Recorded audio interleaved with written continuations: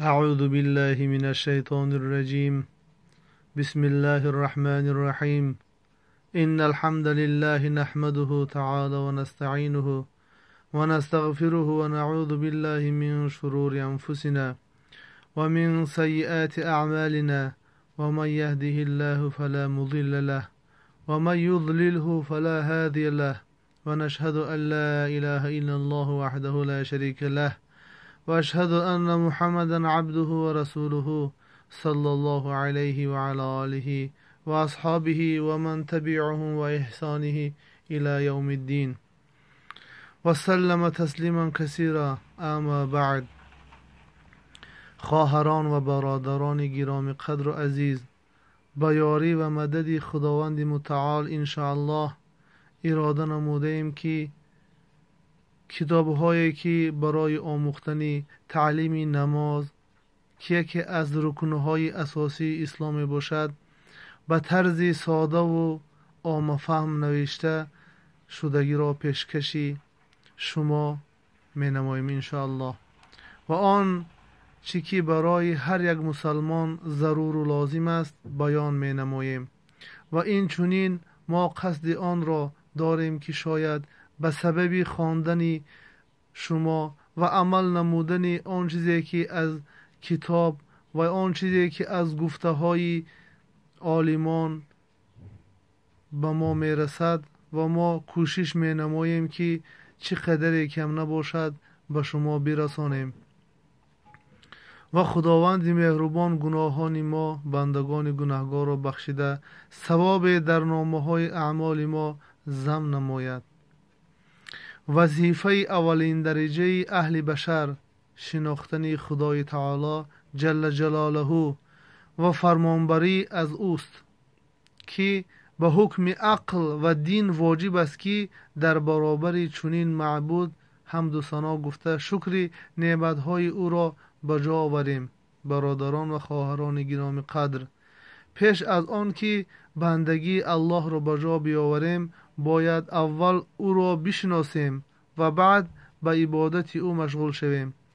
تنها دارویی که دردها و بلاها و هر یک فرد و جامعه را شفا می بخشد و به یگان نیروی لشکری و مهمات جنگی و جنایت و ظلم و فاحشه‌گری و آدم کشی و نشأمندی و فاحشه‌گری، غارتگری و دزدی و دیگر اعمالهای زشتی که باز میگرداند همانا ایمان به آفرینندگار و عمل کردن به قانونهای اوست، و در قانونهای الله تعالی به واسطه پیامبرمان حضرت محمد صلی الله علیه و سلم برای خیر و مصلحت بندگان خود فرستاده آنها را چنان واضح و روشن بیان نموده که به واسطه آن قانونها وظیفه های هر یک شخصی را که سعادتی دنیا و آخرت او را تأمین می کند معین نمود. دین اسلام آنچه که به زندگی جامعه ضرری کلی دارد آن را منع و حرام گردانیده دنیا را به صلح و صفا و آرامش دعوت می کند. دین اسلام کامل ترین دین است که نسبت به هر چیزی که مورد احتیاج بشر است عادلانه حکم می کند. پس بر هر فرد مسلمان خواه ناخواه واجب است که به آن حکمها به طوری باید و شاید عمل کند تا سعادتمندانه به مقام شایسته انسانیت برسد. چنانه که خداوند متعال می فرماید: بسم الله الرحمن الرحیم، این الدین عند الله اسلام. البته دین حق نزد الله دین اسلام است. سوره آل عمران آیه 19. و من یبتغی غیر الاسلام دینا فلن یقبل منه و هو فی الاخرة من الخاسرین. هر کس غیر از اسلام دین را اختیار کند از او قبول نخواهد شد و او در آخرت از زمره زیانکاران مشهور می شود. آل عمران آیه 85. هر یک شخصی با خیرت به خوبی درک می کند که در دنیا هیچ چیز از خود پیدا نمی شود. در خردترین موجودات تا کلانترین اشیای موجودات دنیا اختراع کننده و سازنده دارد. اتومبیل، قطاره و طیاره هایی که مورد استفاده هر روزه مردم می باشد مثال می آوریم. البته هیچ کس گفته نمی تواند که اینها خود از خود پیدا شدند. اختراعکار آنها را اختراع نموده است و برای اداره نمودن و استفاده بردن آنها طرز استفاده بردنشان را معین نموده است تا اینکه دیگران و از آن بهره برند و چنین برای حرکت آنها در راه‌های برای آنها معین شده قانون‌های بی‌خطری راه و دیگر قانون‌هایی که برای آنها ضرور می باشد پیشنهاد نموده رعایت نمودن آنها حتمی و لازم دانستند. اکنون اگر شخصی در اختیار داشته هر یک از این تجهیزات همه قانونها و شرطهای معین نموده اختراعکار آن را رعایت نکند پس آن شخص خودش را و اشیای در اختیار داشته خود را در خطر کلی مانده تا به درجه تماما از کار برآمدن آن اشیاها و مجروح و هلاک خود و همراهانش برده می رساند. برادران و خواهران مسلمان، بیایید عقل خدا داده را کار فرموده به خود و از اطراف خود با خردانه نظر نموده عادلانه قضاوت می نماییم. آیا می دانید که ترکیب آفرینش جهان و عجایبات ساختمان بدن انسان و نظامی گردش تمام عالم و زمین و آسمان و عالمی بیکناری آسمان ها و حرکت دقیق خورشید و ماه و ستارگان و غرایب و جرمهای آسمانی و ریز و درشتی ترکیب زمین و مانند آنها بیهوده پیدا نشدند بلکه صانع بی نهایت بزرگ یعنی الله تعالی جل جلاله آنها را خلق نموده و به اراده آن صانع عالمیان برای اصلاح بندگان در خدمتند. چنانه که شیخ سعدی گفته است ابر و باد و مه و خورشید و فلک در کارند تا تو نان به کف آری و به غفلت نخوری. این همه بهر تو سرگشته و فرمانبردار شرط انصاف نباشد که تو فرمان نبری.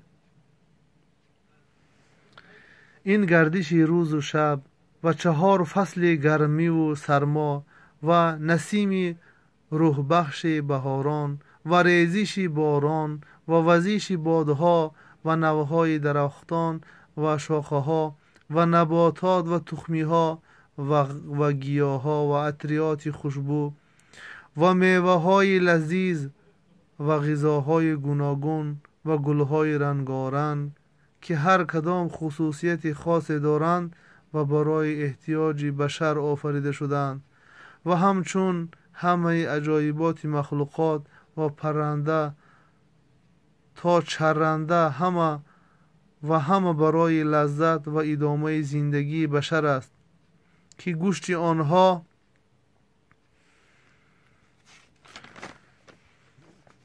برای خوراک و پوست و پشم آنها جهتی پوشاک استفاده برده می شوند. هر کس در هر یکی از خردترین آفرینندگی آفریدگار جهان اندیشه کند می‌داند که جهان را جهاندار است و این مخلوق بزرگ و حیرت انگیز خالقی دارد و در حقیقت اقرار به یگانه خداوند قادر و حکیم نموده اثبات صانعی عالم برای او و آفتاب روشن‌تر می‌نماید و هیچ شک در او باقی نمی‌ماند و در برابر این همه نعمت‌های او شکرگزاری نموده و در پیشگاه قدرت نامحدودش سر تعظیم و بندگی فرود می‌آورد. اکنون باید به خلقت انسان بنگریم که خداوند خالق و مهربان چگونه از قطره آب ناپاکی که به لباس یا بنده هر شخص رسد از آن نفرت می‌کند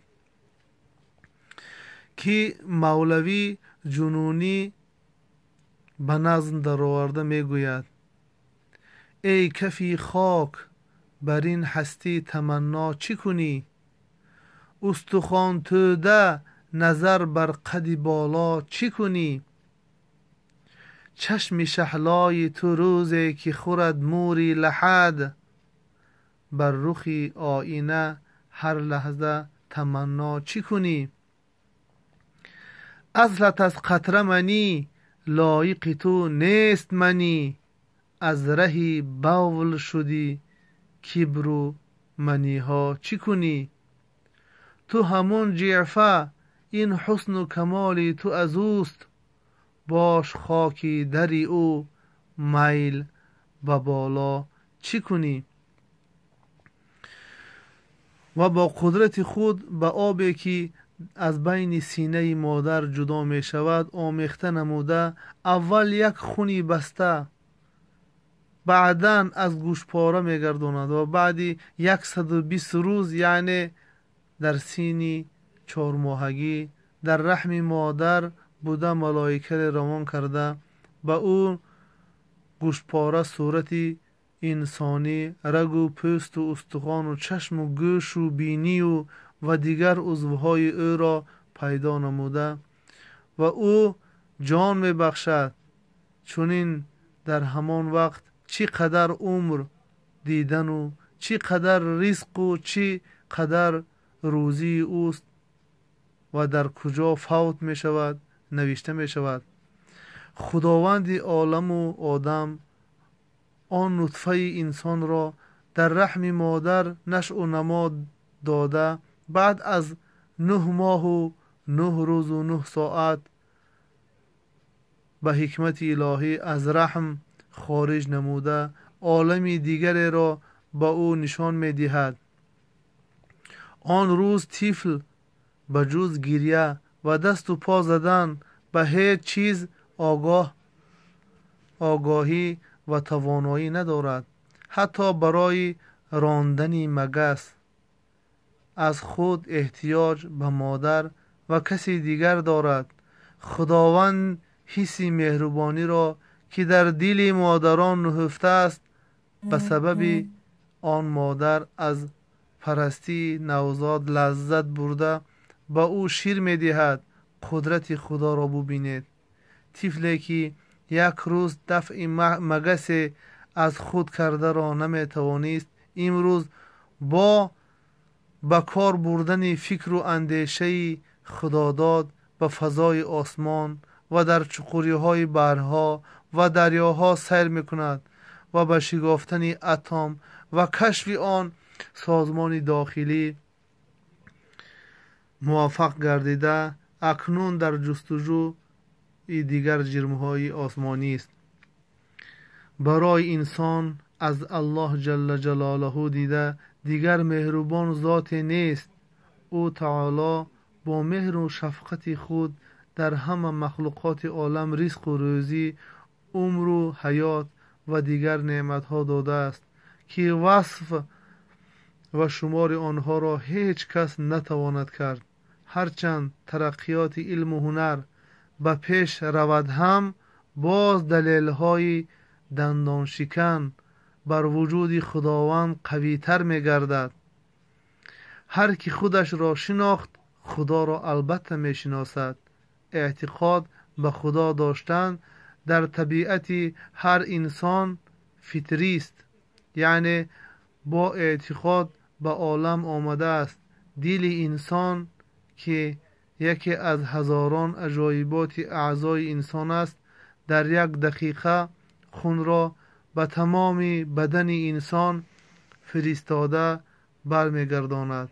امروزها عالمان ساحه طب سنجیده و حساب کرده برآمدند که دل انسان در یک شبانه روز زیاده از 10,000 لیتر خون را به غذاهای درکاری تأمین نموده و تمام بدن انسان داده و باز میگرداند.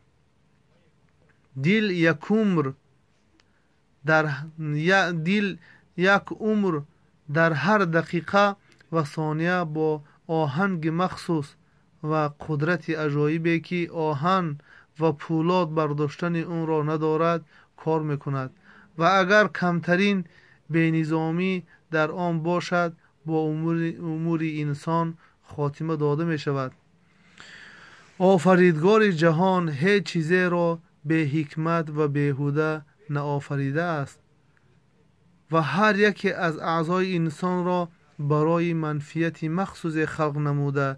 چشم داده است تا ببینیم، گوش داده است تا بشنویم، حسی شامه بوییدن یعنی داده است تا بوی را حس کنیم، زبان داده است تا سخن بگوییم و از لذت‌های دنیا بهره مند گردیم. موی و ناخن‌هایی که از بدن انسان بیرون می آید، خداوند قادر و توانا با واسطه آنها مرضها را از بدن انسان خارج می کند و آنها را بی‌حس کرده است تا که از بریدن آنها درد و ناراحتی را حس نکنیم. البته مثال ها برای اثبات وجود خداوند بزرگ به حد و کنار است. ما از برادران و خواهران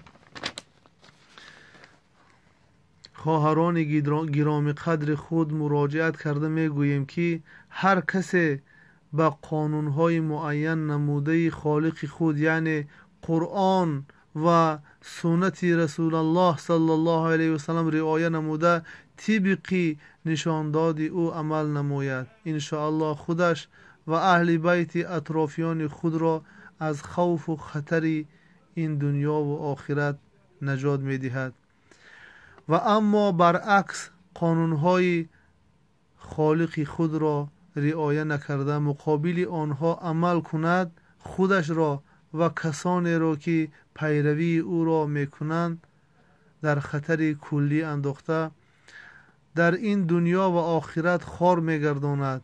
هر کسی که با تفکر اندیشه می نماید می فهمد که در مقابل این نعمتهای الهی و در مقابل چنین خداوند بخشنده و مهربان زانو بر زمین و سر در سجده نهاده تا روز قیامت به او عبادت کند، هم شکر یکی از نعمتهایی که خداوند به او داده است به جا آورده نمیتواند. حال آنکه در مقابل هر یکی از نعمتهای او شکرگزاری نمودن واجب است. بنابر آن قدر شاید و باید هیچ کس در مقابل نعمتهای خداوند شکرانه نعمتهایش را به جای آورده نمیتواند. از کوتاهی خودمان پیش خداوند عذر گوییم، چنانه که شیخ سعدی میگوید بنده همان به که ز تقصیر خویش عذر به درگاه خدا آورد، ورنه سزاوار خداوندیش کس نتواند که به جای آورد. شاید که خداوند عذر ما را پذیرفته از کمبودی ها و گناهانمان درگذرد. خداوند همه ما و شما را در پناه خود نگاه دارد. آمین و رب العالمین. باز انشاءالله در آینده در بالای چطور خواندن نماز، چطور شکرگزاری الله و نعمتهای او انشاءالله یک جای صحبت بکنیم. آمین و رب العالمین برحمتک رحم الراحمین.